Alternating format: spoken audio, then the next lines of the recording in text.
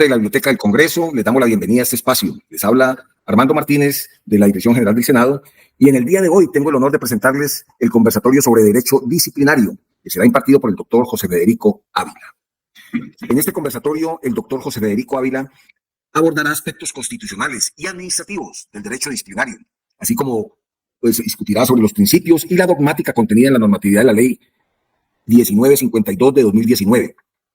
Ya que es fundamental que todo servidor público comprenda cómo desempeñar a cabalidad sus deberes y ejercer sus derechos, así como defenderse en un proceso disciplinario en su...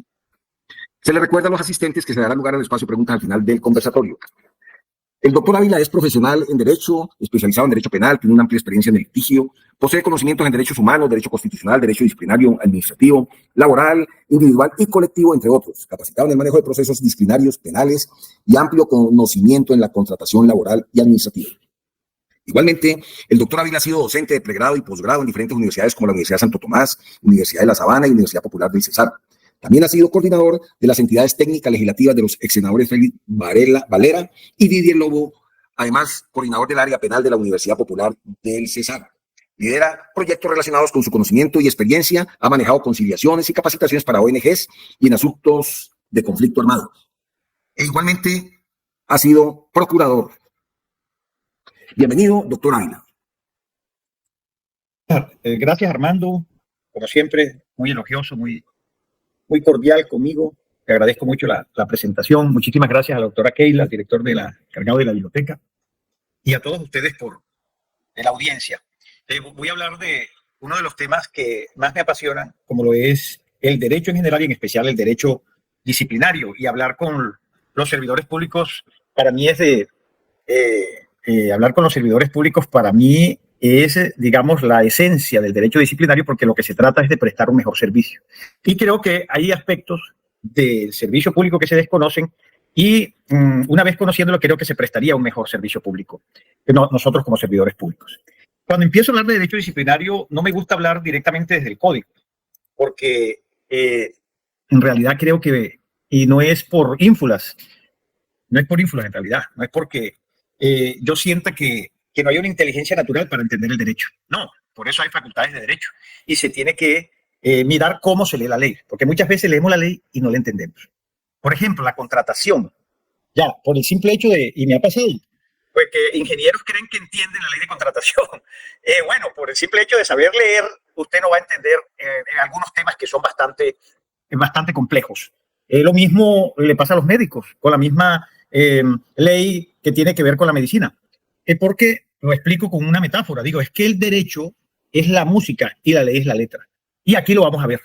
Cómo entender esos conceptos. Tampoco es que sea una cosa del otro mundo. No es nada que no podamos entender con aplicación o con un buen profesor. Se puede entender muy fácilmente. Pero hay ciertos conceptos del derecho disciplinario que tienen que ser explicados por un profesor, que tienen que ser ampliados, que tienen como una resonancia que no se puede captar en la simple lectura, porque nosotros sepamos leer.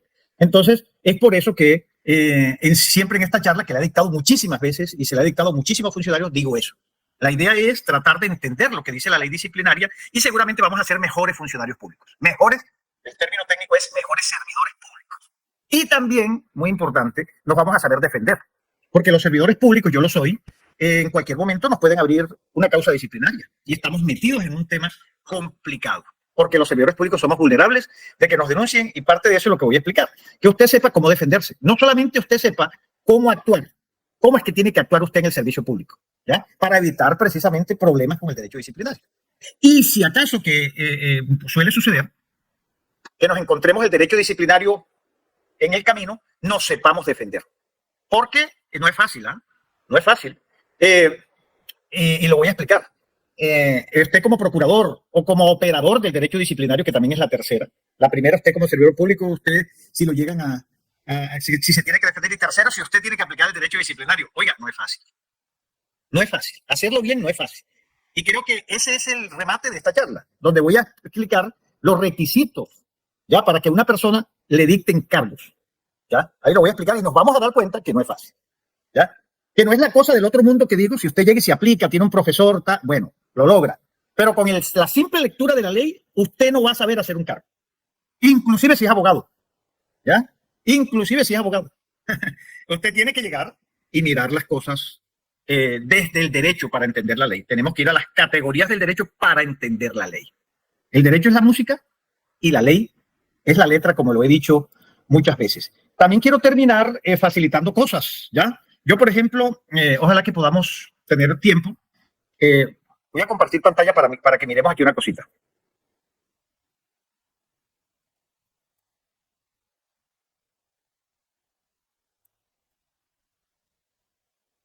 Vamos a ver. Vamos a irnos directo ya para no tener líos.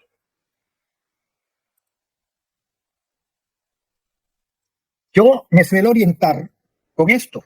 En el derecho disciplinario, ¿cuál es el modelo? ¿A dónde va uno para entender temas de derecho disciplinario? No sé si Nicolás está compartiendo pantalla. Sí, señor. Bueno, esto que está aquí lo encuentran ustedes en la página de la Procuraduría. Ahí dice consultas, fallos, conceptos y demás providencias. Entonces, yo recomiendo ir acá. Miren, ustedes quieren saber algo sobre abandono del cargo. Aquí está todo sobre abandono de cargo. ¿Qué ha dicho la Procuraduría sobre el abandono de menores, sobre el abandono de cargo? Vamos a darle más rápido. O vamos a ir a otra letra. Ya que ha dicho la Procuraduría sobre, vamos a la B. Banco Agrario, sobre el Banco de la República, sobre la base gravable, sobre beneficio de libertad condicionada, sobre beneficio por colaboración, sobre bien de uso inmueble. Vamos a otra. ¿Eh? Siempre este ha sido mi modelo. A ver. Va un poquito lento el internet. Bueno, jefe inmediato. ¿Cuál es el concepto? Empleado que ejerce las funciones de dirección, supervisión o coordinación del funcionario que debe calificar. Jefe o representante de la entidad, autoridad competente para investigarlo disciplinariamente. Jefe o representante de la entidad debe exigir al contratista la ejecución oportuna del contrato. Debe exigir al contratista la ejecución oportuna del contrato. Debe velar por el correcto legal desarrollo de los procesos.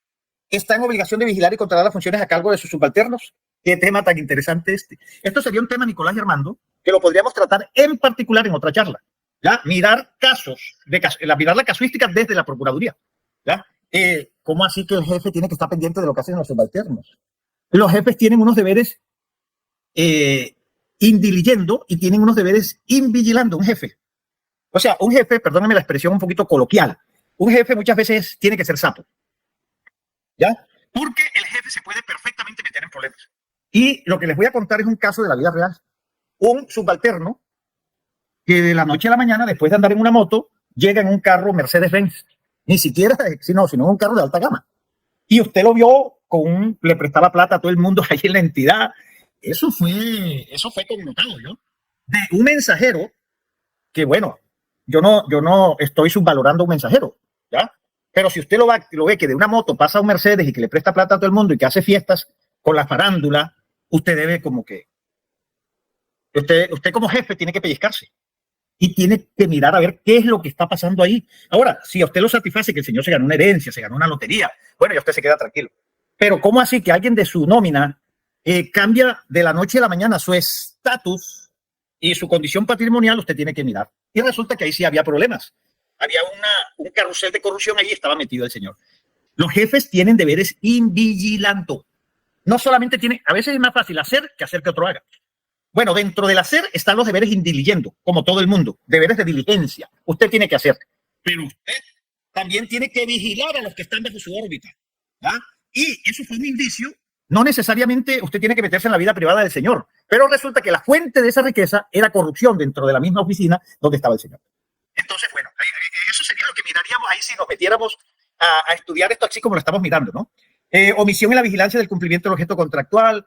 Bueno, ustedes encuentran un universo aquí en esta página de la Procuraduría. Vamos a mirar una última. Vamos a mirar aquí la M. Un universo. Usted encuentra aquí. Si usted quiere saber algo con detalle, está en temas de derecho disciplinario y quiere saber algo con detalle, venga aquí a consultas y fallos. Y entonces aquí usted va a saber que, por ejemplo, maltrato a animales. Definición según la Organización Mundial de la Salud. Maltrato a menor. Definición, maltrato a menor.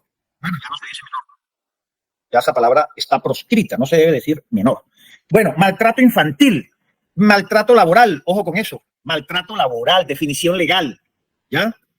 Mandamiento de pago. Mandatos superiores. Internacionalización de las relaciones de Estado. Bueno, etcétera, etcétera, etcétera. Solamente quería que miraran cuál es la fuente, digamos, para ustedes instruirse, para ustedes informarse sobre estos temas del derecho disciplinario. Y les digo desde ya, la página de la Procuraduría. Aquí, Yo no sé si aquí comparto pantalla con esto. Aquí encuentra usted, se llama Tesauro. Estamos en el Tesauro. Índice alfabético por descriptor, usted busca lo que está buscando, lo que le interesa, lo busca aquí en el Tesauro. Por índice alfabético, mire, aquí lo busca. Tesauro quiere decir tesoro, ahí lo busca. Y también hay otra cosa que se llama tema. El tema a mí no me gusta mucho, voy a ver si aquí lo puedo compartir. Entonces a mí no me gusta mucho porque me ponen restricciones, me ponen a ver cuántos semáforos hay, cuántas bicicletas, entonces ese no me gusta mucho. Es más, es poco amigable, entonces yo me voy mejor por el Tesauro. Y ahí miro todo lo que tenga yo que mirar. Entonces quería, digamos, comenzar diciéndoles eso. Las herramientas. Hay otra cosa que se llama la guía disciplinaria. En la guía disciplinaria usted encuentra, para los que operan derecho disciplinario, usted encuentra los formatos, encuentra los pliegos de cargo, cómo se dicta, cómo es las pruebas, cómo se hace una recusación, a prueba de tontos. Ya, como son las cosas ahora en el siglo XXI, que son muy fáciles. Usted encuentra el formato, lo único que tiene que hacer es llenarlo. Encuentra la ampliación, las normas, porque uno tampoco puede ser automático. Ahora con la inteligencia artificial, que yo recomiendo utilizar, pero si usted es automático con la inteligencia artificial, las inteligencias artificiales alucinan y usted comete errores.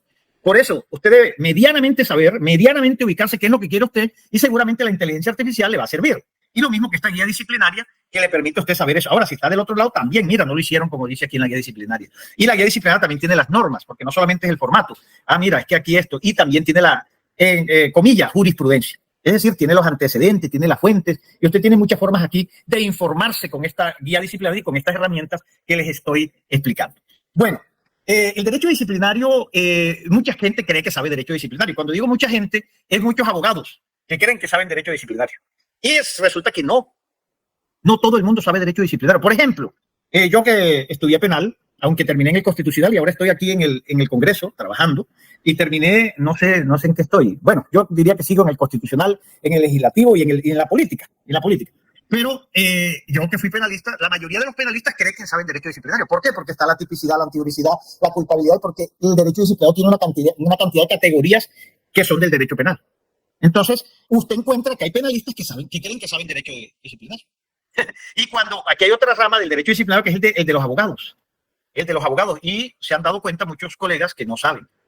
Es decir, no es que no sepan, ellos pueden saber, pero que no tienen la experticia, ¿ya? Y que no tienen de pronto la idoneidad para defenderse ellos y que tienen que buscar un abogado que sepa moverse en estas líneas del derecho disciplinario. Y por supuesto los administrativistas también, porque este es un tema de derecho administrativo. El derecho disciplinario es un derecho sancionador, es ejercicio del ius puniendi, es decir, de la facultad de castigar el Estado. Y por ese lado los penalistas se sienten que es patrimonio del penal. Y los administrativistas, por otro lado, también se sienten que ese es su terreno, ¿ya? Porque el derecho disciplinario es derecho administrativo. Por eso los fallos, tanto de la Procuraduría o cualquier fallo disciplinario, puede ser demandado ante el contencioso administrativo. Entonces el derecho disciplinario navega entre dos polos, entre el derecho penal y el derecho disciplinario. Pero si usted quiere saber mi opinión, le digo que el derecho disciplinario es totalmente independiente. Ni es penal ni es administrativo. El derecho disciplinario tiene una autonomía, ¿ya? Desde el punto de vista epistemológico y desde otras visiones también tiene una autonomía. Es decir, es distinto al derecho penal y distinto al derecho administrativo. Claro, tiene relaciones. Y esas relaciones pueden ser íntimas, pero no es derecho penal ni derecho disciplinario, y eso debo dejarlo claro acá. Por otra parte, creo yo que nosotros los servidores públicos nos tenemos que ubicar. Muchas veces en chat que he tenido, y no estoy diciendo que esta sea, encuentro a los servidores desubicados, ¿ya? En mis clases. Entonces, lo primero que hago, y no lo estoy haciendo porque ustedes estén desubicados, sino porque esto debe comenzar porque el servidor público se ubique. Y dentro de esa ubicación usted tiene que saber que existen dos puntos, ¿ya? Dos dimensiones. Está el Estado y la sociedad. Dentro del Estado, voy a ver si tengo suerte en compartir pantalla, me dice Nicolás. Ahí se está viendo Constitución Política de Colombia. No, se ve lo de macropasos en la jurisdicción. Ese es el lío que tengo, que no sé, tengo que volver aquí, entonces permítanme. ¿Cómo hago para regresar aquí? Bueno, presentar otra cosa. Bueno, listo. Te vamos a presentar aquí la Constitución. Vamos a ver si quiero logro. Eso va a ser un poquitico, pero ahí sí. Sí. Entonces aquí tengo que hacer eso siempre que bueno. Entonces mira, aquí está la Constitución Política. ¿Ya? Entonces dentro de la Constitución Política hay un artículo que es el artículo 2 de la Constitución. Que ustedes todos lo conocen, el artículo 2. Mire lo que dice el artículo 2. Son fines esenciales del Estado servir a la comunidad. Ahí nosotros vamos a entender por qué nos llamamos servidores públicos. nosotros nos llamamos servidores públicos porque el artículo 2 que dice fines del Estado, dice, son fines esenciales del Estado. El primero, servir a la comunidad. Entonces, usted como servidor público, lo primero que tiene que tener claro es que existe algo que se llama Estado y que el fin primordial del Estado, la palabra que utiliza es esencial del Estado, es servir a la comunidad. Es decir, ¿por qué está usted de maestro? ¿Por qué está usted de soldado? ¿Por qué está usted de ministro? ¿Por qué está usted en una carga? Porque su fin esencial es servir a la comunidad. Usted es un servidor. Eso es lo que es usted. Si usted va a un banquete, encuentra a la gente comiendo y encuentra a alguien que sirve, bueno, esos somos nosotros los que servimos. ¿Ya? Eso para darle humildad a este tema. Porque encuentro que muchos servidores públicos se sienten más importantes de lo que son. Nosotros estamos aquí para servir a la comunidad. Para eso es que está aquí nuestro fin. Nosotros somos instrumentos, medios para servir a la comunidad porque el Estado es una estructura y quienes mueven eso son hombres, que somos nosotros, hombres y mujeres. ¿Ya? Entonces, cuando nosotros entramos al servicio público, debemos tener claro que estamos ahí es para servir a la comunidad. Y sigue el artículo, y este artículo debe sabérselo de memoria todo servidor público. Promover la prosperidad general. ¿Qué quiere decir eso? Que usted no está ahí para promover la prosperidad particular, ni de otra persona, ni la suya. Usted está ahí es para promover la prosperidad general. Eso está vinculado a la idea de imparcialidad, a la idea de independencia. Usted está ahí para promover la prosperidad general. Usted no está ahí y eso es importante que lo tengamos y lo podemos ampliar en otra charla. Es decir, que no es simplemente que usted esté ahí y haga una labor mecánica. No, usted está ahí es para promover la prosperidad de todo el mundo.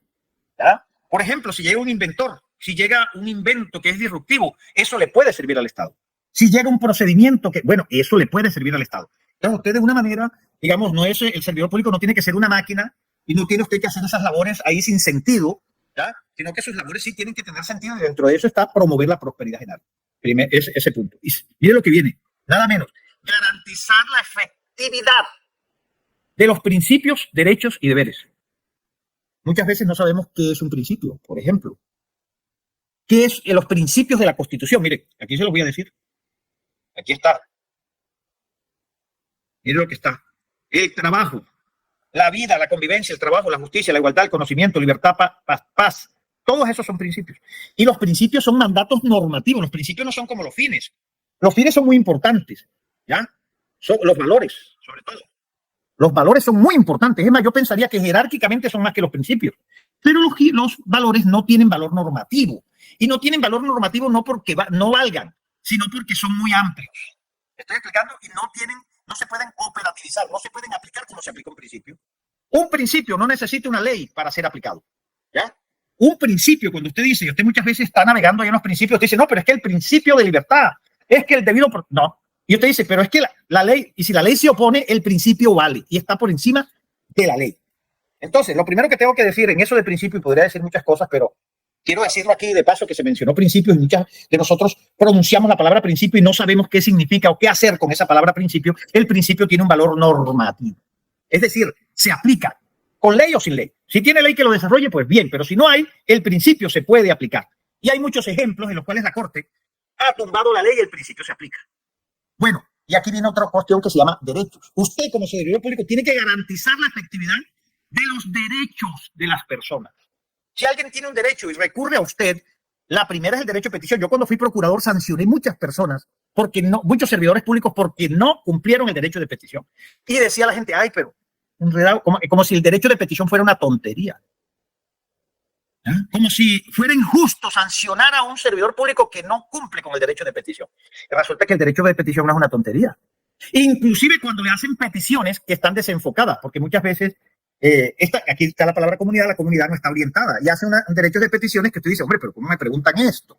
Y usted dice, pero no es posible, me están haciendo perder tiempo. Listo, usted tiene el deber de orientar a la comunidad. Que fue una de las defensas que tuve muchas veces. No, que es que figúrese lo que preguntan. Oh, mire, es que me inundaron de derechos de petición, entonces yo tengo que estar aquí en la oficina solamente para contestar derechos de petición. Bueno, si le llegan muchos en algún formato, usted tiene que de alguna manera organizarse, entonces si le llega mucho derecho de petición, pero los derechos de petición deben ser contestados. Ahí es donde el Estado muestra sensibilidad.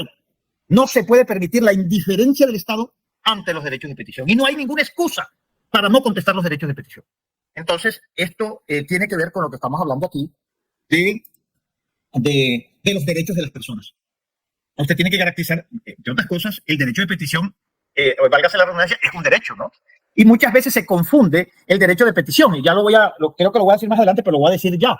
Mire, y fue un proceso que lo hice yo como litigante.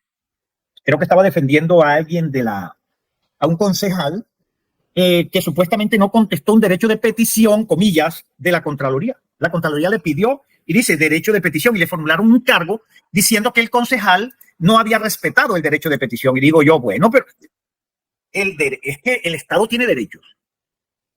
Hago yo la pregunta metodológica para contestar y para defender a ese concejal. El Estado tiene derechos. Y continúo. Es que la Contraloría tiene derechos. Y la respuesta es negativa. El Estado no tiene derechos, el Estado tiene facultades, tiene poderes. ¿Por qué? Porque los derechos son de las personas. Los derechos no son del Estado. Los derechos tienen que ver con la persona y eso lo vamos a hablar ahora. Y por eso es que estamos por aquí. Y no comenzamos leyendo la 1952, sino que nos estamos ubicando. Los derechos son de las personas. Las facultades, bueno, sí, facultades del Estado. Y así defendimos a ese concejal, diciéndole, un momentico, aquí pudo ser que el señor no contestó. Eso ya lo dejamos, digamos, en la estrategia defensiva, dejémoslo de tercer lugar, pero aquí lo primero que tenemos que discutir es si la imputación es correcta, porque usted está llamando esa solicitud que hizo la Contraloría a este concejal como un derecho de petición. Y resulta que el ejercicio del derecho de petición es para las personas, no para la Contraloría. Entonces, ojo con esa palabra derecho y lo que significa la palabra derecho. Entonces, miren, en estos fines del Estado, usted está ahí para hacer efectivos los derechos de las personas. Y esto se ramifica en 50.000 cosas que no vamos a decir ahora, pero que es importante. Ahora, usted tiene derechos, pero tiene una correspondencia con algo que se llama deber. Y vamos a quedarnos un poquito aquí en técnica, ya cuando desarrollemos más adelante esto. ¿Qué es eso de deber? ¿Qué es eso de deber? ¿Y cómo es? Porque aquí está todo. Lo que tiene que ver con el derecho disciplinario. Y lo que busca el derecho disciplinario es que usted cumpla con sus deberes. Cumpla con sus obligaciones. Ahí. Y esto se engloba en la palabra deber. Los deberes que usted tiene. Y aquí siempre digo, mire, usted tiene una bicicleta para que vea que los derechos no se pierden. Usted tiene una bicicleta, se la roban. Usted perdió la bicicleta, pero no el derecho. Rescatan la bicicleta. ¿Cómo la dice usted? Esa bicicleta es mía porque usted tiene el derecho.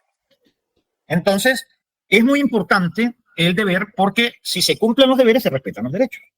¿Ya? Por eso es muy importante que con esto se cumplan los deberes. Digo yo, para usted disfrutar su derecho, tiene que haber un deber de que le respeten a usted sus derechos. Y mire, consagrados en la Constitución. Aquí hay otra palabrita importante, no es palabrita, un principio. Facilitar la participación de todos en las decisiones que los afectan y en la vida económica, política, administrativa y cultural de la nación. Si algo tiene que ver con usted, usted tiene derecho a participar. Eso es uno de los cambios de esta Constitución. Porque en la otra parte, este es un Estado participativo, así se llama. Y aquí está arriba y abajo, y por todas partes, el tema de la participación. Si yo le doy control F, voy a ver. Y hace el ejercicio. Control F, mire, party. Le puse mire, participativo en el preámbulo. En ejercicio del poder soberano y ciudadano, ciudadano integrante de la convida, y dentro de un marco jurídico, democrático y participativo. Voy al artículo 1. Dice, Colombia es un Estado social organizado en forma de república unitaria, descentralizada, autónoma, democrática, participativa. La participación está en el artículo 6, está en todas partes está la participación. Es decir, usted no necesita una ley que diga eso, porque la ley no lo puede decir todo. Esa es una incomprensión, es un sueño racionalista de creer que la ley lo puede decir todo. Mire, usted sin que lo diga ninguna ley, si están haciendo algo que tiene que ver con usted o con su merced, como lo decimos aquí en Bogotá, como lo dicen aquí en Bogotá, si tiene que ver con usted, usted tiene derecho a participar. Así de sencillo. Por eso, les voy a decir algo. El tema, por ejemplo, en minería. En minería usted tiene su finca. Oiga, y hay un contrato que se llama contrato de concesión minera. Y a usted le llega a alguien diciéndole, me dieron un título. Mira, aquí está el título. Porque el suelo es suyo, pero el subsuelo es del Estado y el Estado lo concede, lo concesiona. Y llega alguien con un título porque hay carbón y dice, bueno, ¿me vendes? Y usted dice, no le vendo. No, es que es una obligación que tienes en vender. Porque aquí tengo un título de carbón y necesito sacar eso. Así de sencillo. Eso no le veo problema. Lo que le veo problema es que lo hagan sin su participación. En este momento es así. Usted le pueden estar haciendo un contrato de concesión y a usted no lo notifica.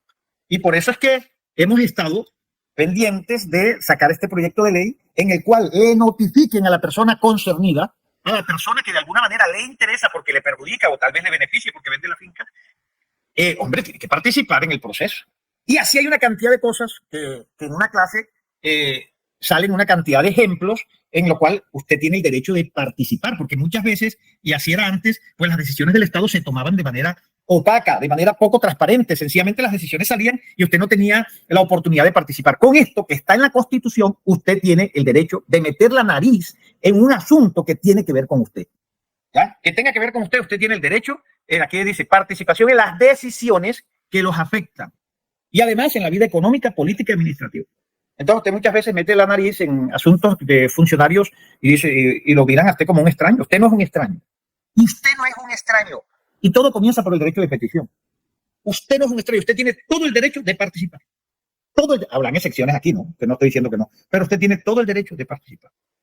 Después dice defender la independencia nacional, la integridad territorial, asegurar la convivencia pacífica. Ustedes juzguen si nosotros vivimos pacíficamente cuando el Día de la Madre es el día más violento que tiene Colombia. Cuando gana Colombia, ni me diga. Y no estoy hablando de la violencia política, estoy hablando de la violencia de los barrios, de la violencia de nuestras comunidades. Y la violencia política es capítulo aparte. Asegurar la convivencia pacífica. ¿Esto se nos está garantizando? No creo. No creo. Y la vigencia de un orden justo. Entonces, ¿por dónde debemos comenzar nosotros acá? Por el artículo 2 de la Constitución. El derecho es supremamente jerárquico. Nosotros somos como militares y siempre miramos todo desde una jerarquía. Las normas son jerárquicas. Las normas todas no son iguales. Hay unas normas que valen más que otras. Hay funcionarios que tienen también una jerarquía. ¿Ya? No es que una persona valga más que otra, sino que hay una jerarquía. Desde la función hay una jerarquía. Bueno, entonces estamos tratando de ubicarnos como funcionarios. Lo primero es el Estado, saber qué es el Estado, que nosotros pertenecemos al Estado, que nosotros materializamos fines que tiene el Estado y sabemos cuáles son esos fines. Si usted es servidor público y no tiene ese artículo en la cabeza, pues estamos mal, porque lo primero que tiene que saber un funcionario es qué fin materializa. Usted como maestro, oye, ¿cuál será el fin que yo materializo del Estado? Tiene que hacerse esa pregunta. Yo he dictado esta charla con maestros, ¿ya? Y he hablado mucho de la igualdad y de lo que, bueno, me pierdo ahí con todo lo que han sido charlas muy interesantes con rectores, con directores allá, y ha sido muy interesante porque yo vengo de un modelo pedagógico donde a todos nos trataban igual, donde el bullying era normal, donde, bueno, muchas cosas que hoy ya no son normales, ¿ya? Hoy lo que prima es la igualdad material. Y la mayoría de los estudiantes no son iguales. Para saber cuál es el fin que materializa y realizar la labor de manera idónea. También me pasó con unos funcionarios de estas cárceles de adolescentes, ya de estos centros de reclusión de adolescentes, donde llegué como procurador porque habían acusaciones de maltrato a esos adolescentes que estaban en situaciones de infracción, tanto del Código Penal como de otras normas. Y entonces, bueno, ellos me decían, es que usted no sabe cómo son. Me decían ellos, es que son, como quien dice, utilizaban una palabra, es que son unas joyitas. Y aquí es, yo dije, bueno, pero es que gracias, eso no me lo diga a mí. En la charla que tuvimos, eso no me lo diga a mí. Es que eso es lo presupuesto. Ese es el presupuesto, que usted tiene este trabajo para tratar niños y adolescentes que tienen conflictos. Niños que no son fáciles, que han tenido eso. Pero si usted lo va a revictimizar, usted no está haciendo el trabajo. Si usted va a tomar como excusa que ese niño es violento, que es esto, para maltratarlo, es decir, revictimizarlo, entonces usted no está haciendo el trabajo. Usted no puede dejarse, digamos, usted tiene que defenderse ante una agresión, pero usted tiene que tratar eso de manera profesional, porque usted tiene el deber de afrontar el peligro. Como funcionario acá que trata con estos niños, usted tiene el deber de afrontar el peligro. Usted no va a coger un niño de esos de manera desproporcionada a maltratarlo porque es agresivo. Usted tiene que neutralizarlo, tiene que reducirlo de una manera que no lo maltrate, ya que no vaya más allá de la necesidad para neutralizarlo. Si está armado, si está haciendo algo, usted no puede actuar de manera desproporcionada. Además, porque usted tiene el deber de afrontar el peligro y porque hay niños y adolescentes como usted tiene este trabajo. Y así lo dicen, es que usted no sabe, después otros funcionarios dicen, es que usted no sabe lo que es atender público. Oye, ¿cómo hablan? Usted no sabe qué es atender público, como un fastidio. Oye, gracias a que hay público tenemos el trabajo y tenemos que atender al público bien. Y sabemos que no es fácil. Sobre todo cuando estamos en quejas, reclamos, ya la gente insatisfecha. Y muchas veces quien oye el sermón es quien va a la misa. Usted no tiene la culpa, pero usted oye el sermón. Y usted tiene que tratar eso de manera profesional. Así tiene que ser. Y he tenido muchas experiencias con este tema así. Bueno, pero eso es lo importante, que sepamos qué es el Estado. Qué es el Estado y que nosotros estamos ahí. Pero por el otro lado está la sociedad. Ya vimos en el artículo 2, no sé, trato aquí de compartir. Bueno, en el artículo 2, ¿se acuerdan que dice servir a la comunidad? Bueno, ese servir a la comunidad es comunidad. Yo le llamo nación. Yo le llamo nación. Servir a la nación. Y en la Constitución ya hay problemas con este término. Voy a tratar de compartir, Nicolás, porque no estoy ahí, ¿verdad? Vamos a tratar de compartir. De la Constitución, doctor. ¿Estamos en la Constitución? Señor. Bueno, entonces la Constitución, listo. Estamos en la Constitución, nos vamos al artículo, al preámbulo. ¿Lo miran? Sí, señor. En ejercicio de su poder soberano y representado por sus delegatarios, estamos en nación, ¿no? Vamos a ver cómo se concibe la nación. Entonces dicen, en ejercicio de su poder soberano, representado por sus delegatarios a la Asamblea Nacional Constituyente, invocando la protección de Dios y con el fin de fortalecer la unidad de la nación. Miren eso. Nuestra Constitución habla de unidad de la nación. Pregunto yo, ¿en Colombia hay una nación? ¿Una sola nación? Porque dice la unidad de la nación. Y resulta que no. En Colombia no hay una sola nación. Usted mira, para donde usted mire, usted encuentra indígenas, que son otra nación porque tienen lengua distinta. ¿Qué es nación? Nación es un grupo de personas que tienen un vínculo, dicho de manera simplista, que tienen un vínculo religioso, que tienen un vínculo cultural, que tienen un vínculo lingüístico. Eso es nación. Usted se va para donde los palenqueros, que entre otras cosas creo que son los únicos negros que tienen su lengua. Los palenqueros hablan, yo creo que se llama palenquero, no sé cómo se llama. Alguien que lo sepa que me diga. Esa es una nación, la nación palenquera. Uno mira para acá, ahora yo estoy aquí por la costa, usted mira aquí en el Perijá, hay naciones, lengua, religión, tradiciones distintas, es otra nación, los que viven ahí en el Perijá. Los que viven aquí en la Sierra Nevada, ni se diga, esa es otra nación. Los Embera, allá de Villavicencio para allá hay una cantidad de naciones. No me diga del Chocó, no me diga del Pacífico. Entonces, cuando yo leo esto acá, esto es una norma que está dentro de la Constitución que es inconstitucional, porque nuestra Constitución es pluralista.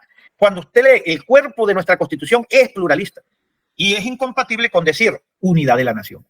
Entre otras cosas dirán ustedes, pero esa cosa. Miren, la mayoría de los problemas, de los conflictos del mundo son problemas de nación, de los cuales soy yo me la paso estudiando ese tema de los conflictos del mundo. Aquí dicté Ucrania,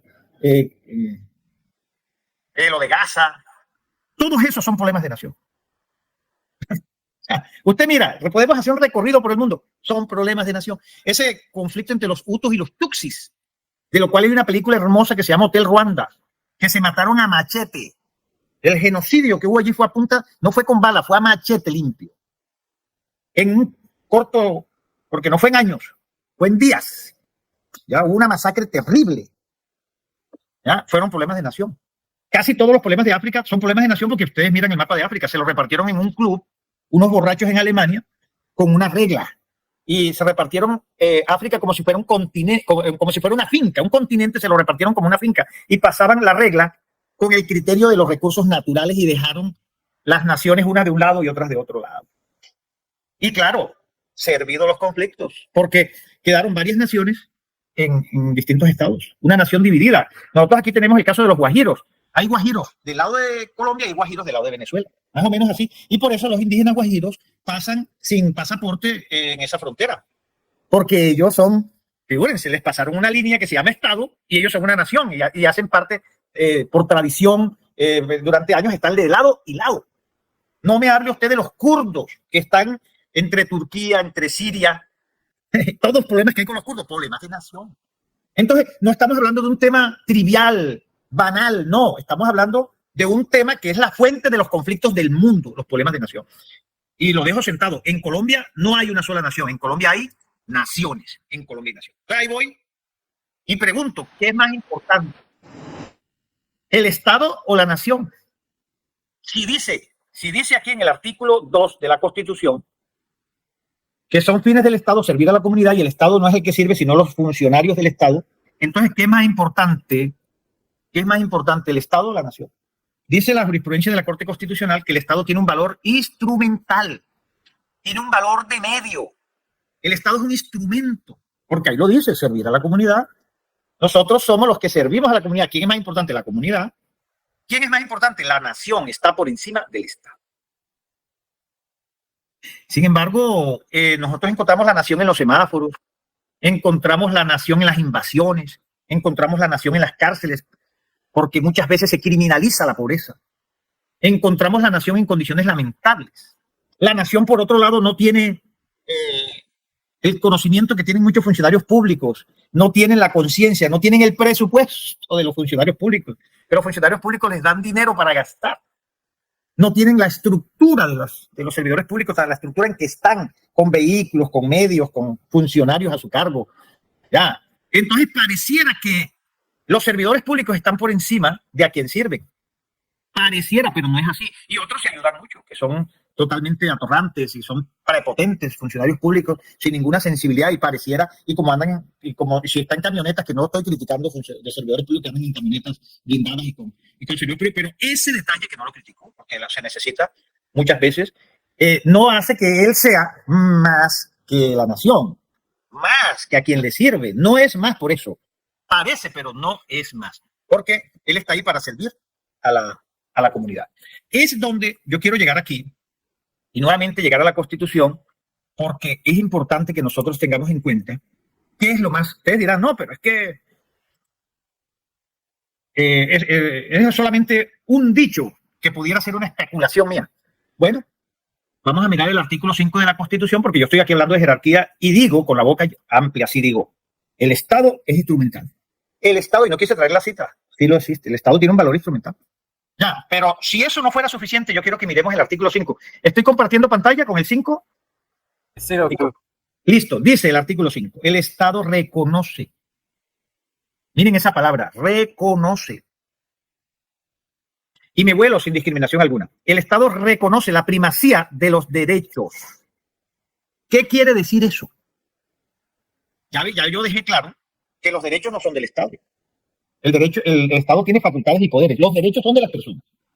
Entonces, cuando aquí dice el Estado reconoce los derechos, está armando como un kit, como un paquete. Está diciendo que la persona está ligada a derechos. Si usted dice persona y no le pone derechos, mal. Porque la persona, de manera inherente, inmanente, estructural, tiene derechos. Y lo vamos a ver ahora con el principio del Código General Disciplinario, que empieza por la dignidad humana. Todo comienza por los derechos. Y se explica desde este artículo 5 de la Constitución. Por ahí comienza todo. Y cuando usted dice persona, está ligado de manera constitutiva a los derechos. Usted no puede concebir una persona sin derechos. Es más, no se los puede quitar. Pueden ser restringidos, pero aún portándose mal la persona, usted no le puede quitar derechos. Se los puede restringir. Hay el derecho a castigar, y eso también se puede hablar en otra oportunidad, pero usted no puede quitarle derechos a las personas. Por ejemplo, la dignidad humana. Usted no puede quitarle la dignidad humana a una persona porque se portó mal, porque es un asesino, por lo que usted sea, sigue conservando sus derechos.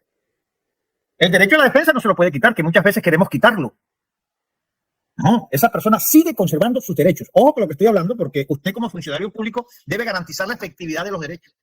Pero aquí lo estamos diciendo en otro sentido y con otra finalidad, cuando dice el Estado reconoce la primacía de los derechos y dice inalienables de la persona, como para que esto no me deje por mentiroso, que los derechos son de la persona. Entonces, mire esa palabra reconoce. Eso es lo que me permite decir a mí que los derechos nuestros son derechos naturales. ¿Qué quiere decir derechos naturales? Derechos naturales quiere decir que nuestros derechos los tenemos por el nacimiento nada más. Mis derechos yo no los conservo ni los tengo porque me porto bien o porque me porto mal. No, mis derechos no son un premio, mis derechos son porque yo nací y por el hecho de ser persona ya yo tengo derechos. Por eso se llama derechos naturales. Eso viene de la Ilustración. Eso viene de la Revolución Francesa. Eso viene de la Revolución Americana. Eso viene de las luchas que se dieron en Inglaterra constitucionales y que las explico muy bien en un video que está en YouTube que dicté aquí en una charla que se llama ¿Por qué soy liberal? Ahí se explica con detalle todo ese tema.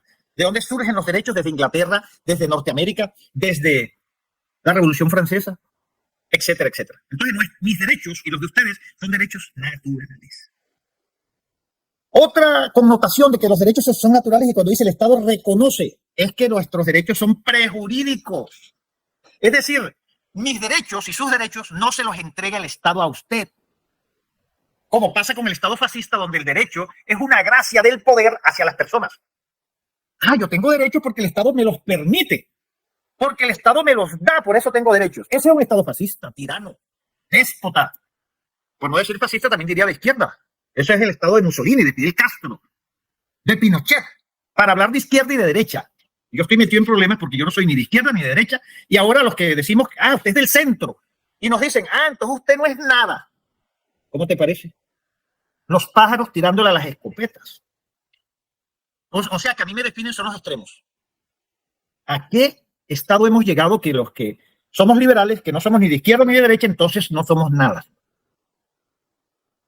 He escuchado eso y por eso estoy dictando una charla aquí, porque soy liberal, y va a tener una continuación de liberalismo económico. Le voy a hablar de Milton Friedman, de Mises, de todos esos pensadores desde el punto de vista económico, y hay una tercera, hablar del liberalismo en Colombia. Estoy aquí en mora de irme con esta charla. Porque me van a definir por los extremos. Entonces, estoy diciendo que los derechos son prejurídicos. Es decir, no se necesita una ley para que yo tenga un derecho. Y si la ley no respeta ese derecho, esa ley es ilegítima. Cito a Ferrajoli con el principio de legalidad. Hay dos principios de legalidad, porque la legalidad comienza en la Revolución Francesa, ¿ya? De una manera y termina con otra, porque es que el mundo pasa y entonces los principios cambian de contenido. Así pasa con el principio de legalidad. Hay un principio de legalidad que llama Ferrajoli lata, y después hay un principio de legalidad que se llama estricta, donde el primero condiciona la ley y en el segundo los derechos. La ley, en el principio la ley es la que condiciona, y después en el segundo la ley es condicionada por los derechos. Quiere decir eso, que si la ley no respeta derechos, entonces la ley es ilegítima. La ley pasa muchas veces con la ley 100, y tendríamos que entrar en el detalle para explicar eso, porque siempre hablo con un ejemplo, ¿ya? O intento hablar siempre con un ejemplo. En la ley 100 muchas veces a usted le niegan el servicio en la EPS, y se lo niegan legalmente, con el artículo tal, el inciso tal, el concepto tal, la junta médica tal. Oye, se lo niegan bien, desde el punto de vista formal y legal, usted se lo niegan bien. Usted pone la tutela y le conceden el derecho. ¿Qué quiere decir eso? Ya que la ley no está en correspondencia. La ley 100 yo la considero en muchos casos ilegítima, porque no respeta derechos. Eso sería materia de una conversación particular. Pero para mí es un ejemplo.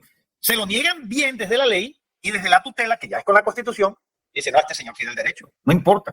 Y muchas veces hacen la ley, no, es que es el derecho. Y esto viene del artículo 5 que dice, el Estado reconoce la primacía de los derechos. ¿Qué quiere decir eso de derechos? El derechos también quiere decir que es prestatal. Es decir, el Estado no le da a usted derechos, el Estado lo que hace es que reconoce los derechos. Y cuando dice reconoce los derechos, es que los derechos están antes que el Estado. Y primero que el Estado. Entre otras cosas, les cuento, hablando de derechos, el primer vulnerador de los derechos en Colombia, adivinen quién es. El Estado. Miren la tutela, la mayoría de las tutelas son contra entidades del Estado. El primer vulnerador, entonces, ¿cómo va a poner usted al Estado que le dé derechos? No, los derechos suyos son naturales. No se los da ninguna ley. El Estado lo que hace es reconocer, si es democrático, reconocer que usted tiene derechos. Y aún así es el primer vulnerador de los derechos. Por eso, ciertas visiones autoritarias consideran los derechos como obstáculos para gobernar. Usted tiene que gobernar o administrar respetando los derechos, porque usted ahí lo dice el artículo 2. Ejemplo, cárcel. Y me decían a mí como procurador, pero mire, doctor, y me mostraban la cantidad de objetos que encontraban en esfínteres.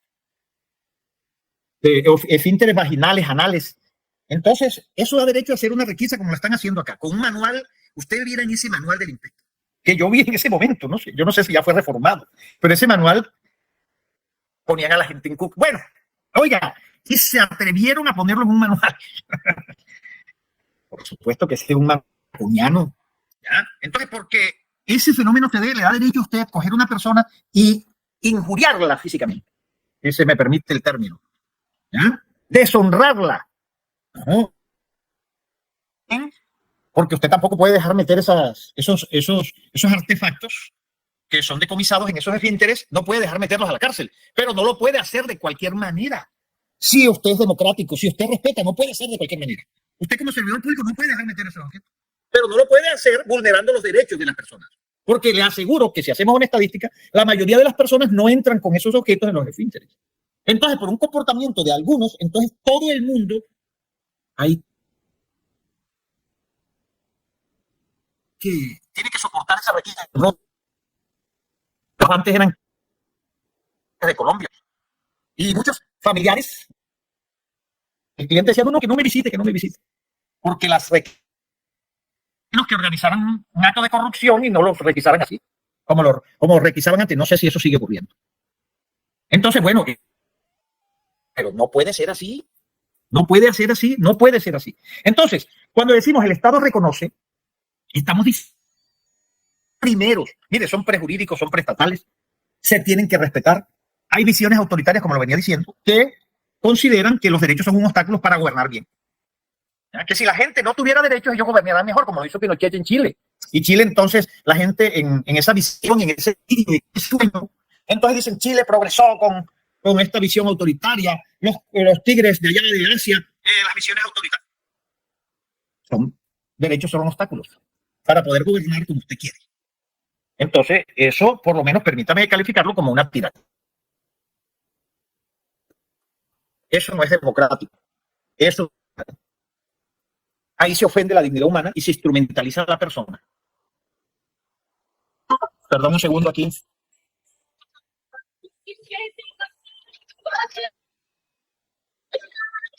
Está sonando esta cosa. Bueno, entonces, voy a ponerla lejos mejor. Un segundito, por favor.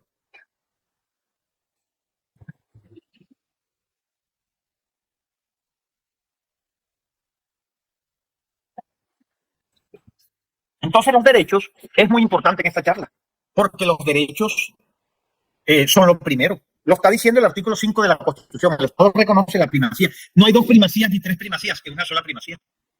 ¿Qué es lo primero? Punto. Lo primero que hay en Colombia no es la ley. Lo primero que hay en Colombia son... Y debemos respetarle, pero ojo, que está el principio de legalidad estricta, que la ley es legítima y vale si respeta derechos. Si la ley no respeta derechos, usted recurre a la tutela, porque le pusieron dientes, y eso fue importante, porque eso antes no tenía dientes. Ahora sí tiene dientes, dice, esta ley no respeta derechos, listo, tutela. Para todos los derechos. La tutela solamente es para los derechos fundamentales. Si usted ve que no le respetan un derecho, usted recurre a la tutela. Artículo 5. Primero, que nuestros derechos son... Tenerlo claro. Nuestros derechos son prejurídicos, nuestros derechos son preestatales y que nuestros derechos son lo primero. Lo primero es nuestros derechos. Es decir, eso tiene que ver con la persona. Entonces, ahí queda claro que el Estado está aquí, el Estado es un instrumento y que lo más importante que hay en Colombia son nuestros derechos. Lo más importante que hay en Colombia es la sociedad. Eso es lo más importante que hay en Colombia. Eso creo que quedó sentado. Ahora un funcionario, les digo yo, un servidor público como nosotros. Creo que la mayoría que estamos aquí somos funcionarios. Le voy a decir que es un funcionario. Un ser que actúa por permisos.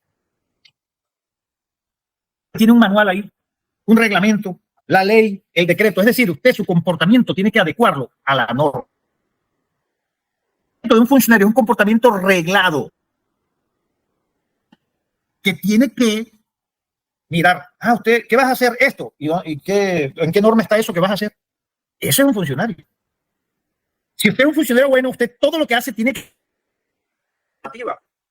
Y si usted se cuida, usted, bueno, hago esto y ¿por qué lo hago? ¿Cuál es la fuente? Bueno, mira, está aquí en el manual, está aquí dentro de tus funciones, está aquí en el reglamento, está aquí en el decreto, aquí está en esto. Nuestro comportamiento es reglado. Para que sea correcto, debe ser reglado. Es decir, que nosotros prácticamente actuamos bajo el régimen de los permisos. Eso es un funcionario, mientras un particular puede hacer todo lo que no está prohibido. Mientras que a nosotros se nos especifica desde la norma, el particular puede hacer todo lo que no está prohibido. Entonces, mientras que nosotros estamos en un régimen reglado, los particulares están en un régimen de libertad porque pueden hacer todo lo que no está prohibido. Y difícil es. Yo le digo a los que tienen acoso laboral, hombre, usted no sabe que acosar es muy peligroso. Usted no sabe el problema que usted se puede ganar con estar acosando laboralmente. Eso tampoco quiere decir, porque hay muchos funcionarios que llamamos sabrosongos, que como ya tienen carrera ya, entonces, no, eso usted tiene que hacer que esas personas trabajen. Que esas personas... Ay, Dios mío, ¿qué pasó aquí? Espera un momentico.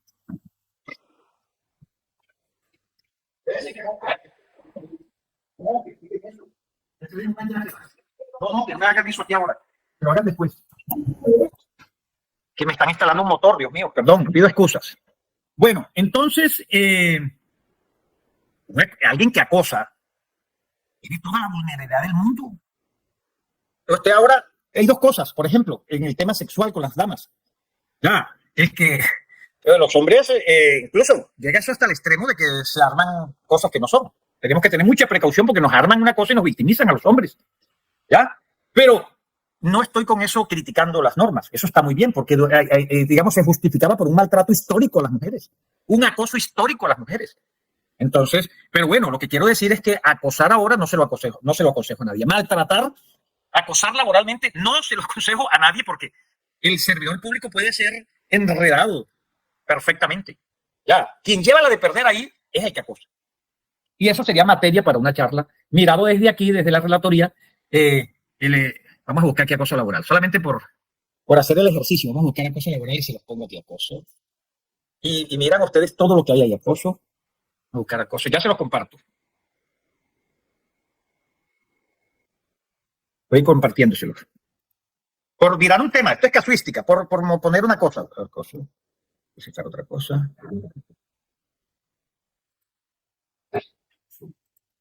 Vamos a ver si ya salió. Acoso. Mire, acoso escolar, acoso laboral. A través del canal radial del tercer distrito de la policía se produjo un posible maltrato con subalternos. Fíjate desde la radio. Acoso sexual como modalidad en este ámbito laboral y viabilidad en este tipo de conductas. Acoso sexual de las modalidades de acoso laboral.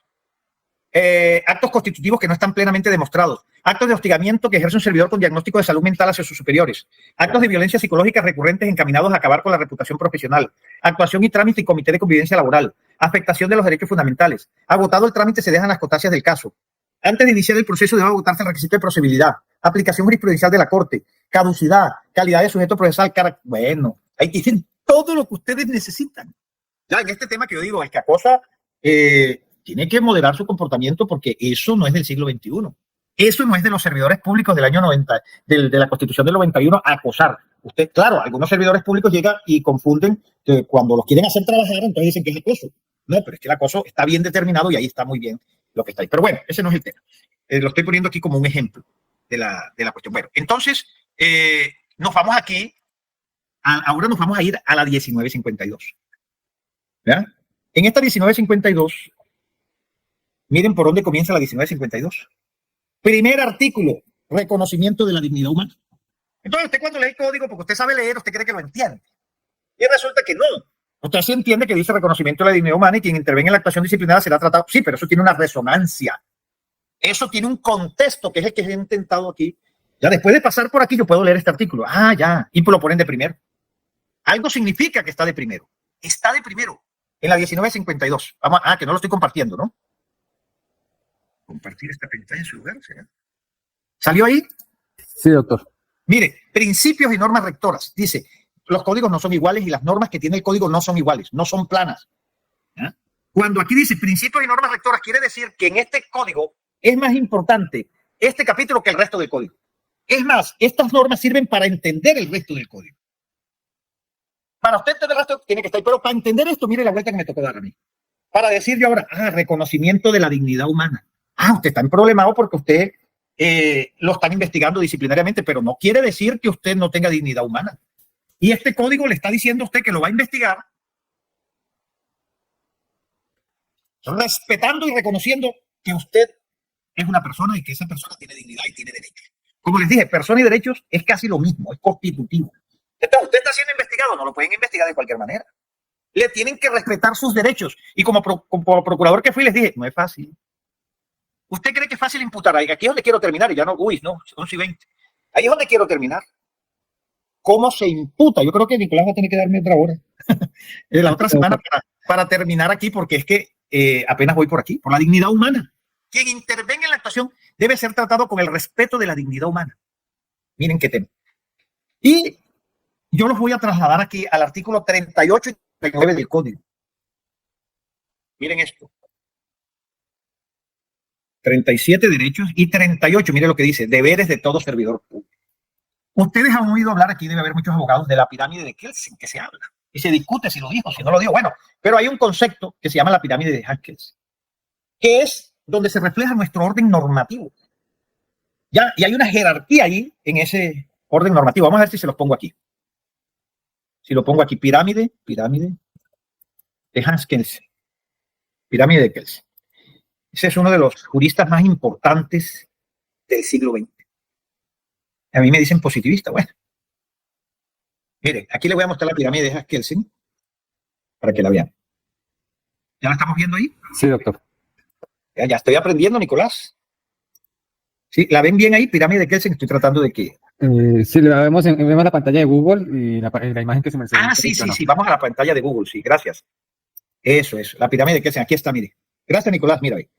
¿Qué es lo más importante en Colombia? La Constitución. Yo diría que también los tratados y convenios se llama el bloque de constitucionalidad. Pero bueno, no voy a discutir eso ahora. La Constitución. Ya vamos a ver allá. Leyes, reglamentos y ordenanzas. Les quiero mostrar eso porque cuando leemos el código, yo por ahí fue donde comencé. Por ahí fue donde comencé, les digo, un momentico, es que tenemos que, el código, para entenderlo, tenemos que hacerlo desde el derecho. Mire cómo se refleja la pirámide de Kelsen en el artículo 38 del código, es decir, de la ley 1952 del 2019. Lo están viendo, cumplir y hacer que se cumplan los deberes contenidos en la Constitución, los tratados de derechos humanos y de derecho internacional humanitario.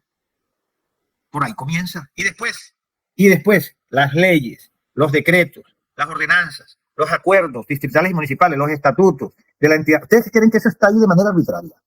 Hay una inteligencia en eso que está ahí. Porque ahí está la pirámide de Kelsen, ahí está. Cuando a usted le dicen, estos deberes son suyos, le dice, mira, aquí está la pirámide de Kelsen, la Constitución y los tratados. ¿Ya? La ley, ojo, hay leyes orgánicas, leyes estatutarias, ¿ya? Los decretos, después vienen las ordenanzas, los acuerdos. Ahí está. También, y no me alcanzó el tiempo para explicar el Estado, ¿no?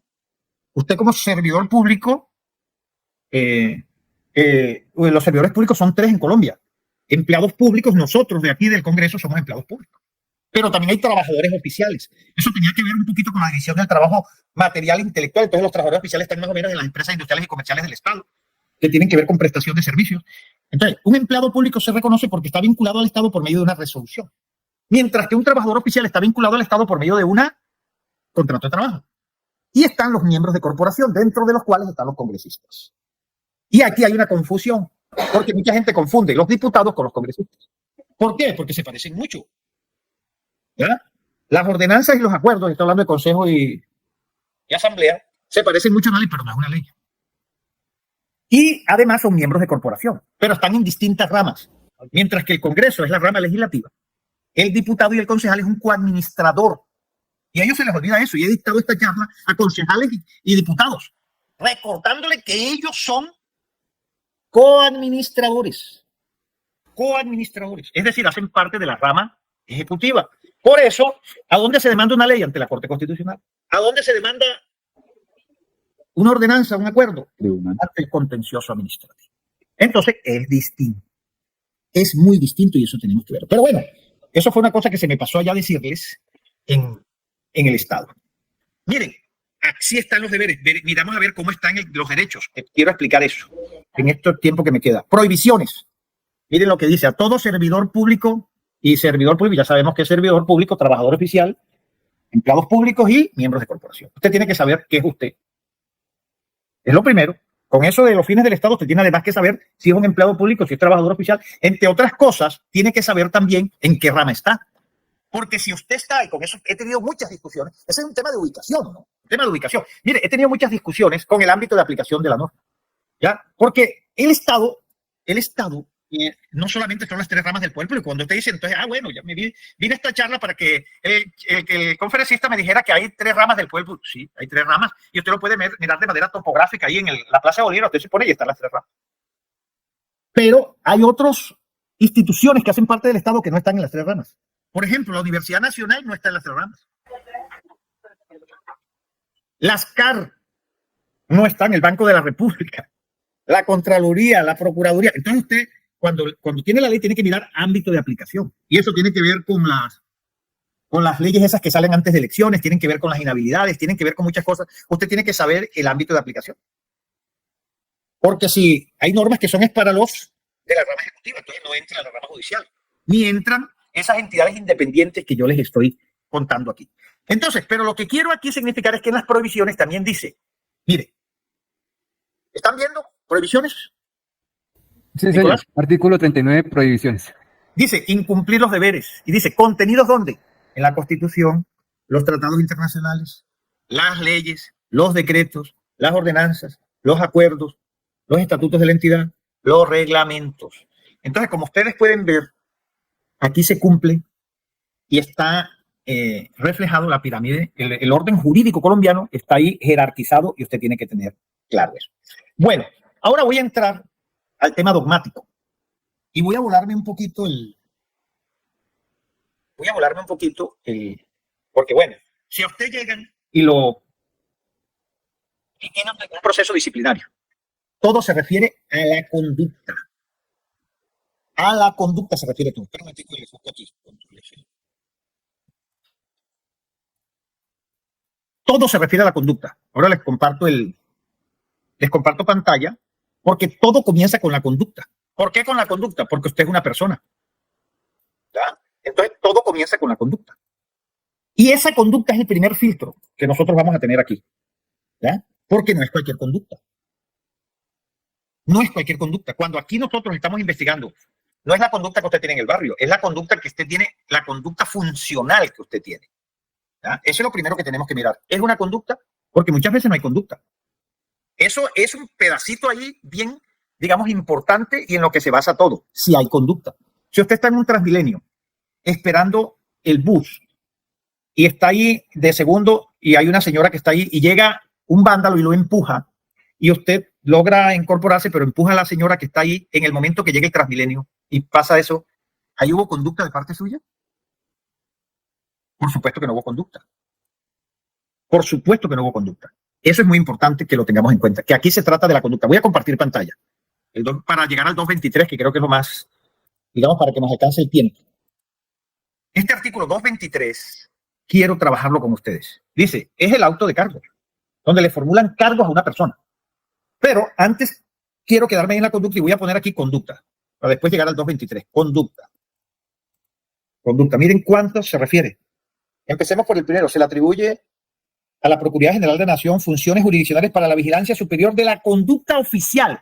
Y está calificado conducta oficial. Es decir, no es de la conducta. Usted se portó mal en un restaurante.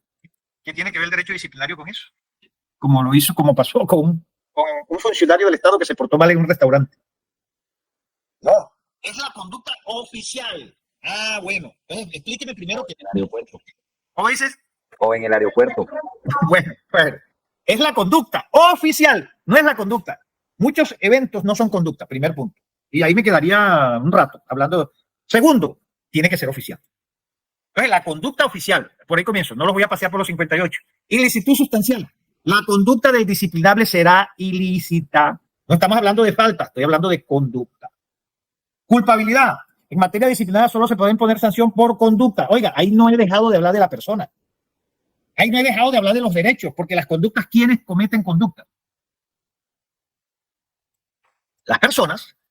Conducta. Se trata, por aquí comienza todo el derecho disciplinario, comienza por la palabra conducta. Falta disciplinaria, constituye falta disciplinaria cualquiera de las conductas previstas en este código. Y ahí vamos a ver que eso se complejiza, porque la conducta puede ser comisiva o puede ser también por omisión. Es decir, usted muchas veces que no hace nada y usted cándidamente se defiende, pero es que yo no he hecho nada. Ya, precisamente por eso está en terreno del derecho disciplinario, porque no hizo nada. ¿Ya? Entonces, cuando hablo de conducta, no piensen que eso solamente es activo. ¿Ya? Sino, usted también se mete en problemas con el derecho disciplinario cuando lo hace. Es más, muchos de esos es porque no hace. Dolo, artículo 28, la conducta es dolosa. Culpa, la conducta es culposa.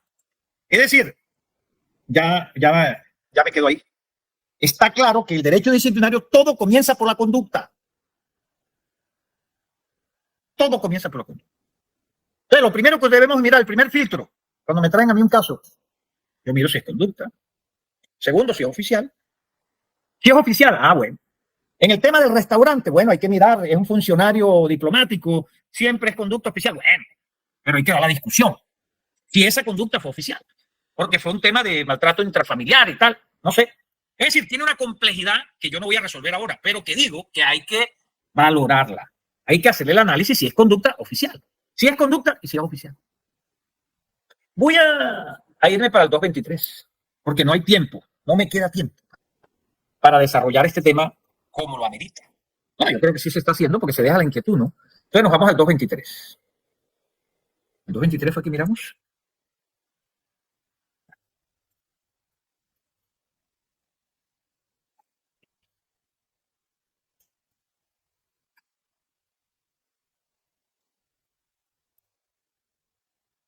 Miren, conducta, pura conducta. Este código también habría que presentarlo de otra manera, ¿no? Mirando también, digamos, las partes del código y explicarlo. Eso también sería materia para que lo pensemos, Nicolás, de mirar a ver qué hacemos. Claro Bueno, que sí, doctor. chico, práctica de pruebas por comisionado. 223, aquí está. Miren lo que está aquí. La decisión mediante la cual se cita audiencia al disciplinado deberá contener identificación del autor. Miren, yo les voy a contar algo. Y perdónenme si ustedes dicen que soy presuntuoso, pero he visto pocos pliegos de cargos hechos según los requisitos que están aquí. La mayoría de los pliegos de cargos tienen defectos. Y por eso, bueno, ahí estamos los litigantes. No, bueno, cuando yo era litigante. Porque estuve de procurador y fui también litigante. Ahora no, porque soy servidor. Soy servidor público. Entonces, miren lo que dice. Primero, identificador del autor o autores de la falta. Denominación del cargo o la función. Es lo primero que tiene que mirar la función. ¿Cuáles son las funciones de él? Para ver si eso determina muchas cosas. La función está dentro de sus funciones. Pero lo primero es el manual de funciones. Encontramos nosotros un arroz con mango, perdónenme el término costeño, en unas alcaldías que no se sabe cuál es el manual de funciones. Por acá, por allá. Cometen errores con ese manual de funciones porque el manual de funciones tiene que ver con el principio de legalidad. El principio de legalidad tiene que ver que usted lo tienen que... El principio de legalidad es, digamos, lo que define el siglo XX. La modernidad, después de la Revolución Francesa, hay un principio que se llama principio de legalidad. Eso, digamos, con más tiempo tendría que explicarlo cuando hablo del Estado y hablo del Estado social y democrático de derecho y hablo qué es esa cosa de Estado social y democrático de derecho, porque el Estado social y democrático de derecho no tiene definición. Es una integración y tiene que ser explicado desde un contexto. Pero una de las cosas que define el Estado moderno es el principio de legalidad. Y el principio de legalidad se conoce desde un sinónimo que es principio de anterioridad. ¿Qué quiere decir principio de anterioridad? Tiene que ver con el tiempo. Tiene que ver con que la ley tiene que ser previa al comportamiento. La ley no puede ser post factum. La ley no puede ser que usted cometa el comportamiento y después le acomodan la ley. Y el principio de legalidad tiene que ver con el procedimiento, con el juez natural y con la ley y con el comportamiento. El principio de legalidad es la ley previa y escrita de la que hablamos y que lo explico en la charla porque soy liberal. Entonces la ley tiene que ser previa. Y aquí estamos mirando nosotros, dice, denominación del cargo, la función desempeñada para la época de la comisión de la conducta. Y veo que varían los manuales a placer, primero, los manuales de funciones los varían a placer, se los acomodan a los funcionarios. Dos, entonces, en el manual dan un mandato general que lo que diga el jefe. ¿Cómo así que lo que diga el jefe? Mis funciones tienen que estar en un manual. O mis funciones tienen que estar en la cabeza del jefe. O muchas veces encontramos funcionarios que no tienen funciones porque los castigan, cuando es una obligación constitucional que usted debe tener funciones asignadas. Bueno, usted de la ignorancia no hace nada. Pero usted puede, un jefe que haga eso se mete en problemas. Porque usted los funcionarios que tienen que tener funciones. Entonces, todo eso tiene que ver con el principio de legalidad. Pero aquí me quedo en las funciones. Usted como funcionario, vea cómo lo dice, o como servidor público, que es la palabra exacta, servidor público. Usted tiene que saber cuáles son las funciones, porque si usted no sabe cuáles son las funciones, hombre, tenemos poca esperanza con un funcionario que no sepa cuáles son sus funciones. Las demás que les asigne el jefe. Las demás que les asigne el jefe es algo incoherente. Mire, las demás que lo asigne el jefe, yo tengo ahí porque las demás que le asigna el jefe tienen que respetar el principio de legalidad. Eso sería para que lo conversáramos, pero no hay tiempo. Después entonces se me queda, pero hago la salvedad, ¿no? Hago la salvedad. Entonces, si usted no sabe cuáles son las funciones, usted va a ser un mal funcionario. Uno. Y dos, cuando lo investigue, también se va a defender mal, porque usted tiene que saber cuáles son sus funciones. Y esas funciones tienen que ser para la época de la comisión de la conducta. ¿Ok? Bueno, tercero, la descripción y determinación de la conducta investigada. Miren eso. La gente cree, la gente que sabe leer, ¿ya? Creen que cuando leen esto lo entienden. No está claro. La descripción y determinación de la conducta investigada. Oiga, es que entonces yo pregunto, ¿y qué descripción? No me venga a decir que descripción y determinación es lo mismo. Usted, para entender qué es descripción y determinación, tiene que saber derecho. Usted, para saber qué es descripción y determinación, tiene que tener un profesor de derecho disciplinario. Porque descripción y determinación no es lo mismo. Entonces, usted como procurador tiene que tener claridad, o como jefe de una oficina de control interno, usted tiene que tener claridad qué es descripción y qué es determinación. Y también cuando usted le imputan un cargo, dice, ah, bueno, aquí me describieron y me determinaron. Esto tiene que ver, comencé por la conducta, con otro que ahora dicen, no, que esto no, que la dogmática no, que no, la dogmática es el método con que usted puede entender la ley. Entonces, comenzamos por conducta. Y aquí está la descripción y determinación de la conducta, que ya sabemos que es oficial, ¿no? Entonces te dice, hay conducta, es oficial. Entonces, en el pliego de cargos, que ahora se llama formulación de cargos, se llama auto de citación de audiencia, entonces ahí le dicen a usted la descripción y determinación. Eso es lo que se conoce como tipicidad. Y la tipicidad disciplinaria es muy importante. Tenemos que mirarla, no me puedo meter en eso porque está la falta gravísima, las faltas graves. Lo único que tengo que decir es que descripción es lo fáctico y determinación es lo jurídico. Por eso el principio de tipicidad se conoce como principio de determinación. Entonces usted cometió la falta y la falta es la conducta. En principio. Eso de en principio y por principio es importante. Aquí es en principio, no por principio. Y en una clase que yo estuve, alguien no entendía, entonces el profesor dijo, ¿usted cómo quiere que su mujer le sea infiel? ¿En principio o por principio? Ahí se entendió la cosa.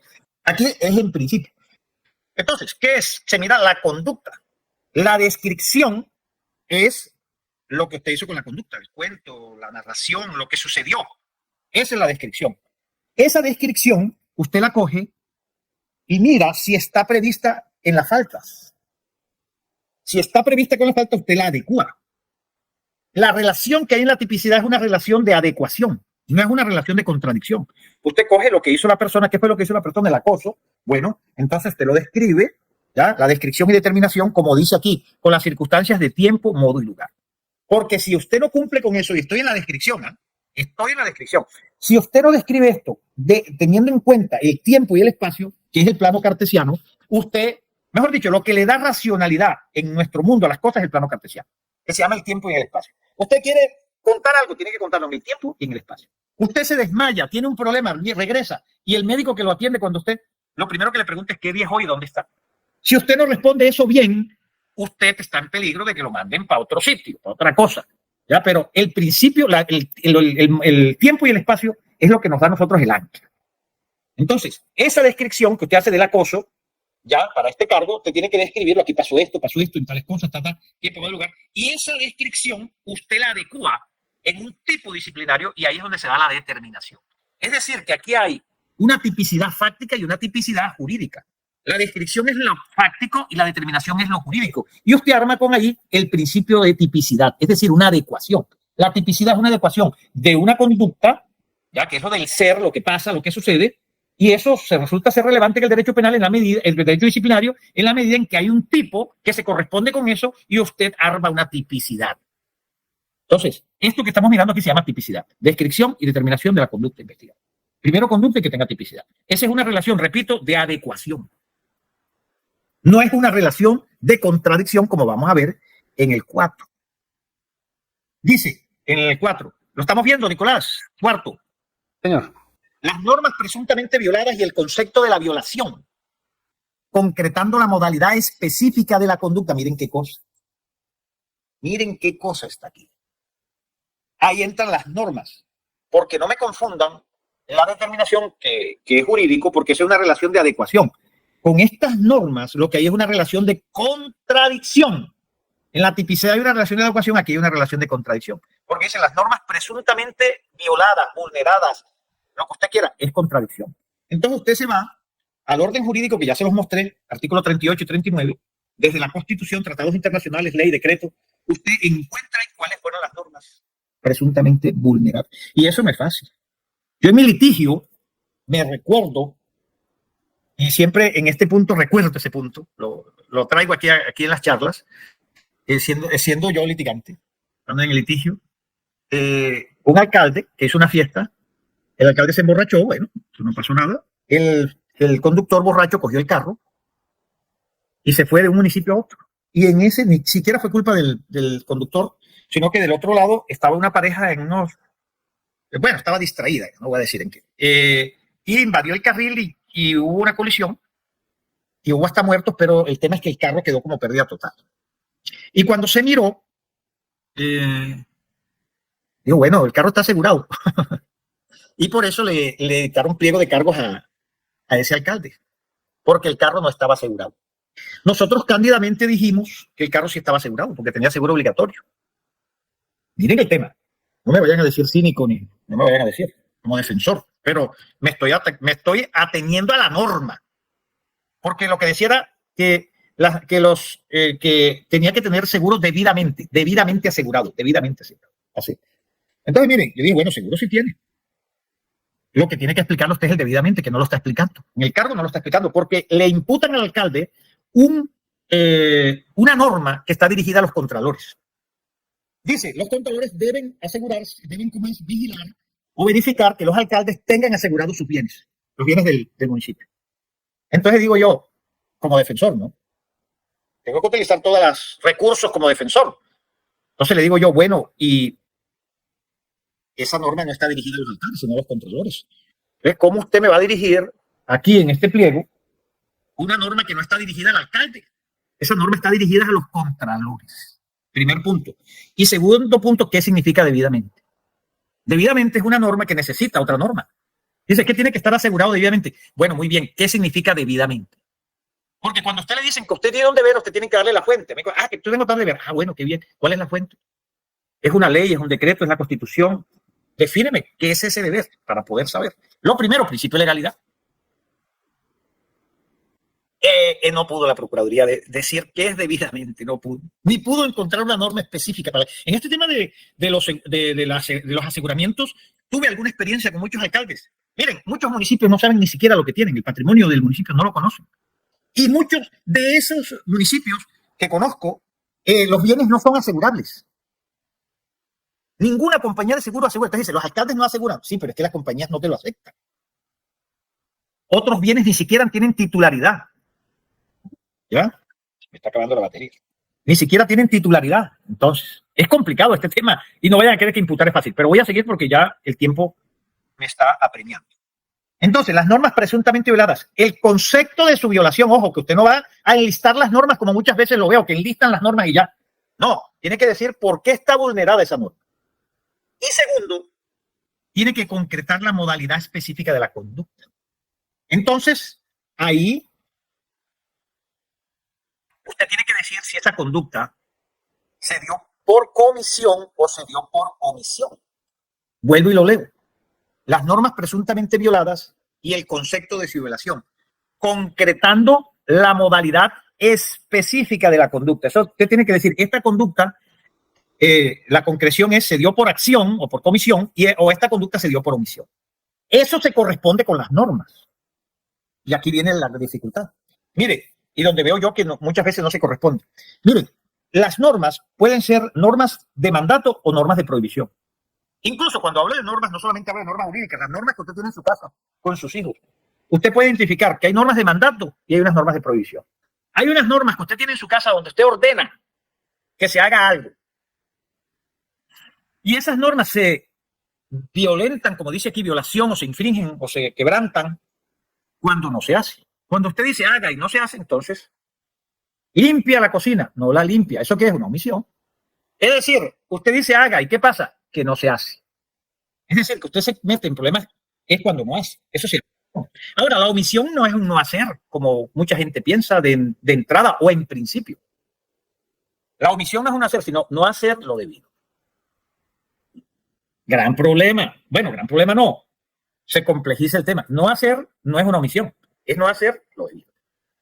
¿Por qué se complejiza? Porque usted me tiene que decir qué es lo debido. Y me tiene que decir cuál es la fuente. Para yo entender y para que aquí se cierre el círculo o la proposición jurídica para que sea completa, usted me tiene que decir el deber y me tiene que decir la fuente. Usted omitió, no me está diciendo nada. Omitió es no hacer lo debido. Ajá, ¿cuál es lo debido? Y muchas veces se dice que omitió pero no dicen el deber. Para yo poderme defender, me tiene usted que decir cuál es el deber. Porque si no sé cuál es el deber, entonces no entiendo el concepto de omisión. El concepto de omisión se entiende, cobra sentido desde el deber. Entonces, vuelvo al tema. Está una acción, una comisión, vamos a llamarle, y una acción. Comisión, acción. Eso está más, es que voy a duplicar aquí, pero eso me trae problemas.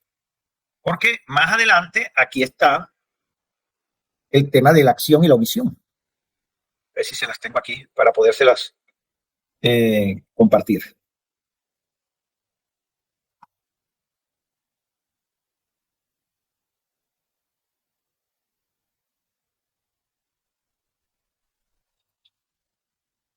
Ya se los comparto.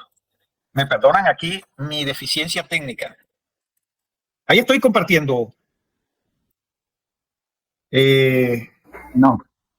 Bueno, es el artículo 27. Ya les comparto. Bueno, o cojo de aquí. Es que no quiero salirme de allá. Bueno, mejor comparto aquí. ¿Estamos compartiendo? ¿No? Sí, doctor. Acción y omisión. Bueno, la falta disciplinaria puede ser realizada por acción u omisión en el cumplimiento de los deberes propios del cargo o función o con ocasión de ellos o por extralimitación. Entonces, cuando usted dice conducta, esa conducta puede ser por acción o por omisión. En este caso, lo que vemos es que usted tiene que mirar acción y omisión. ¿Ya? Omisión en el cumplimiento de los deberes propios del cargo o función. Y aquí hay otro perlita que está más abajo. Cuando se tiene el deber jurídico de impedir un resultado, no evitarlo, pudiendo hacerlo, equivale a producirlo. Tiene que ver con el jefe, que el jefe tiene que ser sapo. Perdónenme el término, un poquito coloquial. El jefe tiene que meter las narices ahí, en el ejemplo que les puse primero. Esto tiene que ver, cuando se tiene el deber jurídico de impedir un resultado, no evitarle, pudiendo hacerlo, equivale a producir. El jefe debe, si ve que el mensajero ya tiene debió investigar, debió atar cabos, debió mirar cómo es que se va a enriquecer y usted no va a hacer nada. Usted no va a hacer nada, no. Usted no va a investigar y a saber cuál es la razón y después no, fue que se casó con una viuda rica. Bueno, listo, ya te queda tranquilo. ¿Ya? Se ganó la lotería, queda tranquilo. Una herencia, ya queda tranquilo. Pero ¿cómo así? Resultó que era que estaban haciendo corrupción en su oficina que usted dirige. Y se lo estaban mostrando y usted no hizo nada. Entonces, cuando se tiene el deber jurídico de impedir un resultado, no evitarlo, pudiendo hacerlo, equivale a producirlo. El alcalde está el contrato importante y él llega y cuando se va a firmar pone un encargado. Eso me pasó a mí, sancioné alcaldes. No, pero es que yo no lo firmé. Muy bien. Pero está esta norma. Deberes indilillando y deberes invigilando. Bueno, vuelvo otra vez acá a lo otro. Dios mío. Estoy compartiendo el otro, ¿no? Entonces, las normas presuntamente violadas. El análisis de la ilicitud sustancial, que tiene tanto de largo como de ancho, pero es sencillo. Hay que analizarlo de acuerdo a los deberes, a los fines del Estado. Hay que interpretarlo de acuerdo al 209. Después lo explicaremos con más calma. Y el análisis de culpabilidad, por último, porque usted, este es un derecho culpabilista y usted responde por lo que quiere hacer. Usted no hay responsabilidad objetiva. Entonces, bueno, ahí dejo el tema. No quiero respetar el tiempo. Ahí más o menos nos paseamos por el derecho disciplinario, de donde yo creo que se debe entender. Entonces, muchísimas gracias nuevamente a Armando, a Nicolás, a la doctora Keila Meneses, al director encargado y a ustedes por tener la paciencia de escucharme. Muchas gracias. Muchas gracias a su merced, doctor José Federico Ávila. Entonces vamos a abrir el espacio de preguntas para aquellos que quieran formularle preguntas al doctor José Federico Ávila. Levanta la mano, así como yo lo estoy haciendo en mi pantalla. Y así le daré el uso de la palabra. Para que nos formulen muchas preguntas.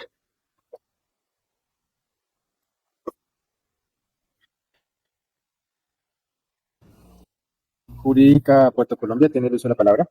Sí, muy buenos días, tarde ya. Buenos días. Buenos días. Una pregunta, doctor. Para aplicar aquí el tema disciplinario, ¿tenemos que adoptar de alguna forma el código o hacer algún procedimiento interno, algún manual, o se aplica directamente? Cuando tú me dices aquí es En la alcaldía, el municipio, claro, en el ente territorial. Bueno, ustedes tienen allá, primero tienen una oficina de control interno. ¿Cierto? Sí. Tienen además la personería. Claro. Y tienen además la procuraduría. Entonces, yo creo que allá lo primero que tienes que mirar es una oficina de control interno, que tiene una oficina de juzgamiento y una oficina de instrucción. Entonces, tienes que mirar la oficina de control interno, que es, yo creo que es la que usualmente los investiga a ustedes, una oficina de control interno disciplinario de la alcaldía misma. que entre otras cosas el jefe es de alto nivel, ¿no? Dice ahí, dice la nota. Listo, muchísimas gracias, doctor. Bueno, María Daniela Rodríguez pregunta ¿cuándo habrá otro conversatorio para ampliar el tema? Bueno, en eso sí nos tenemos que poner de acuerdo con el doctor José Sobre Federico. todo hacer casuística, nos metemos, digamos, con otro formato y con, digamos, 30 personas y que haya participación ya. Sí. Entonces podemos hacer casuística. Buenos días, tardes, Nicolás. Disculpa, Buenas tardes. yo nada más voy a hacer dos preguntitas. Primero, hay muchas entidades que no manejan el manual de funciones y como le dije al doctor José, siempre se van de pronto se desvían y a las que el jefe, o sea, cual jefe, uno tiene que tener sus funciones, lo que claramente fue nombrado para ese cargo, ¿verdad? Porque si no tenemos funciones, no somos servidores públicos, o sea, no hacemos nada. Y hay muchas entidades que así lo hacen, e incluso más allá, cuando van a concursar o van a ofertar los cargos, ofertan sin tener claro los manuales de funciones, que es algo incoherente también. Muchos han pasado en todas las entidades territoriales. Segundo, mi segunda pregunta es, en el control interno, a través de los jefes que ya es un periodo constitucional, hay muchos, en muchas entidades del Departamento del Atlántico, que se vuelven dictadores, han pasado 4 hasta 5 periodos. Mi pregunta es, doctor, ¿hasta qué periodo es que un jefe de control interno esté en una entidad territorial? Bueno, lo primero no fue una pregunta. Y estoy de acuerdo contigo. Con lo primero, estoy de acuerdo contigo. ¿Cómo así que las demás que asigne el jefe? Sí, ahí está, pero ¿de dónde la saca el jefe? Así es. Él no puede ser arbitrario ahí, ni caprichoso, ni inventarse cualquier función. Ya, tiene que estar, como dije, el comportamiento de nosotros, los funcionarios públicos, es reglado. Entonces, cualquier orden que él dé que no está ahí, tiene que estar en alguna parte. Entonces, la fuente, estoy de acuerdo contigo. Y de ahí viene la fuente de muchos abusos. Lo segundo, un jefe de control interno dura 4 años. 2 con un alcalde y 2 con el otro. Exactamente. Exactamente. Un periodo constitucional que la misma ley se lo permite. Un periodo de 4 años. Ok. Pero aquí en el Departamento del Atlántico tengo casos y no sé qué pasa. Denuncie. ¿Ah? Denuncie, meta tutela. Así El es. Estado de Derecho, todos tenemos un depredador. ¿Qué quiere? Yo lo digo así coloquialmente. Pero en realidad, tú tienes si es Estado de Derecho, tú tienes donde quejarte. Exactamente. Ok. Muy bien, gracias.